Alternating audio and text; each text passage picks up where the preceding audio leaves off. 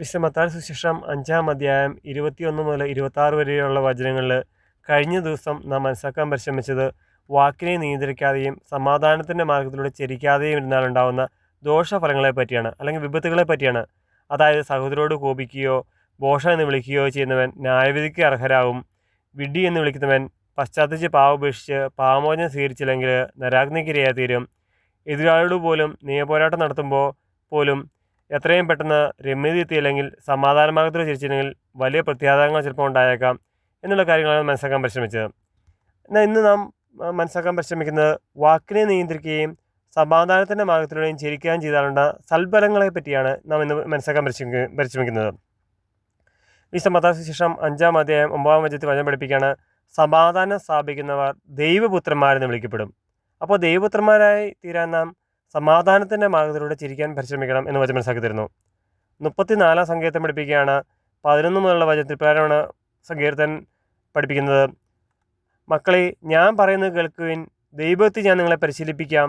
ജീവിതം ആഗ്രഹിക്കുകയും സന്തുഷ്ടമായ ദീർഘായുസ്സ് അഭിലഷിക്കുകയും ചെയ്യുന്നുവോ? തിന്മയെന്ന നാവിനെയും വ്യാജഭാഷ എന്ന അതിരങ്ങളെയും സൂക്ഷിച്ചുകൊള്ളുവിൻ. തിന്മയെന്നകന്ന് നന്മ ചെയ്യുവിൻ, സമാധാനം അന്വേഷിച്ച് തന്നെ പിന്തുടരുവിൻ. കർത്താവ് നീതിമാന്മാരെ കടാക്ഷിക്കുന്നു, അവിടുന്ന് അവരെ ശ്രമിക്കുന്നു. ദുഷ്കർമ്മയുടെ ഓർമ്മ ഭൂമിയിൽ നിന്ന് വിച്ഛേദിക്കാൻ കർത്താവ് അവർക്കെതിരെ മുഖം തിരിക്കുന്നു. ഇവിടെ വചനം മനസ്സിലാക്കി തരികയാണ്, ജീവിതം ആഗ്രഹിക്കുകയും, ജീവിതം എന്ന് പറഞ്ഞാൽ ഈ ലോക ജീവിതം മാത്രമല്ല നിത്യജീവിതവും ആഗ്രഹിക്കുകയും സന്തുഷ്ടമായ ദീർഘായുസ്സ് അഭിലഷിക്കുകയും ചെയ്യുന്നെങ്കിൽ തിന്മയെന്ന നാവിനെയും വ്യാജഭാഷ എന്ന അതിരങ്ങളെയും സൂക്ഷിക്കണം. തിന്മയെന്ന അകന്ന് നന്മ ചെയ്യുകയും സമാധാനം അന്വേഷിച്ച് അതിനെ പിന്തുടരുകയും വേണം. പ്രഭാഷണ പുസ്തകം 19-ാം അധ്യായം 6-ാം വചനം പഠിപ്പിക്കുകയാണ്, വ്യർത്ഥഭാഷണത്തെ വെറുക്കുന്നവൻ തിന്മയിൽ നിന്ന് ഒഴിഞ്ഞിരിക്കും. പ്രഭാഷണ പുസ്തകം 23-ാം അധ്യായം 7 മുതലുള്ള വചനം പഠിപ്പിക്കുകയാണ്, കുഞ്ഞുങ്ങളെ, നാവിനെ നിയന്ത്രിക്കേണ്ടത് എങ്ങനെയെന്ന് കേൾക്കുവേൻ. ഈ ഉപദേശം അനുസരിക്കുന്നവൻ കുറ്റക്കാരനാകുകയില്ല. പാപിയുടെ പതനത്തിന് കാരണം അവൻ്റെ ചുണ്ടുകളാണ്. ചീത്ത പറയുന്നവൻ്റെയും അഹങ്കാരിയുടെയും വീഴ്ചയ്ക്ക് കാരണം നാവ് തന്നെ. ആണയിടുന്ന ശീലം നല്ലതല്ല. പരിശുദ്ധൻ്റെ നാമം വെറുതെ ഉരുവിടരുത്.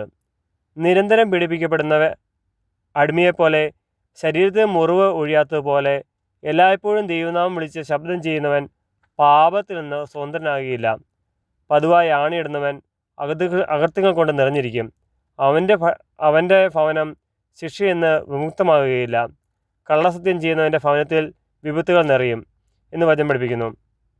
ചില ശബ്ദങ്ങൾ മരണതുല്യമാണെന്നും യാക്കോബിൻ്റെ സന്തതികളിടയിൽ ഒരിക്കലും അത് ഉണ്ടാകാതിരിക്കട്ടെ എന്നും അസഭ്യഭാഷണം ശീലിക്കരുത്, അത് പാവമാണ് എന്നും വചനം ഇവിടെ മനസ്സിലാക്കി തരുന്നു. വാക്കുകളെ നിയന്ത്രിച്ചും സമാധാനമാർഗം പിന്തുടരുന്നും ദൈവപുത്രന്മാരും നിത്യജീവിതവും കിട്ടി അനുഗ്രഹിക്കപ്പെടുന്ന ജീവങ്ങളായി നമ്മുടെ ജീവിതം മാറുവാനുള്ള കൃപയ്ക്കായി നമുക്ക് ദൈവത്തോട് പ്രാർത്ഥിക്കാം. ദൈവം എല്ലാവരെയും സമത്വമായി അനുഗ്രഹിക്കട്ടെ. അതുപോലെ സുവിശേഷവേല എന്ന ഉത്തരവാദിത്തത്തോടൊപ്പം ദൈവം അനുഭവിക്കുകയാണെങ്കിൽ ചാറ്റ് എന്നൊരു ദൗത്യം കൂടുതൽ നിർവഹിക്കാൻ ഇടയാകുന്നതിനായിട്ട് ഈ ചാനൽ നല്ലതെന്ന് തോന്നുവാണെങ്കിൽ ചാനൽ സബ്സ്ക്രൈബ് ചെയ്യാം, ലൈക്ക് ചെയ്യാം, ഷെയർ ചെയ്യാം, മറ്റുള്ളവരെ സബ്സ്ക്രൈബ് ചെയ്യാൻ പ്രേരിപ്പിക്കാം. ദൈവം എല്ലാവരെയും സമത്വമായി അനുഗ്രഹിക്കട്ടെ. ആമേൻ.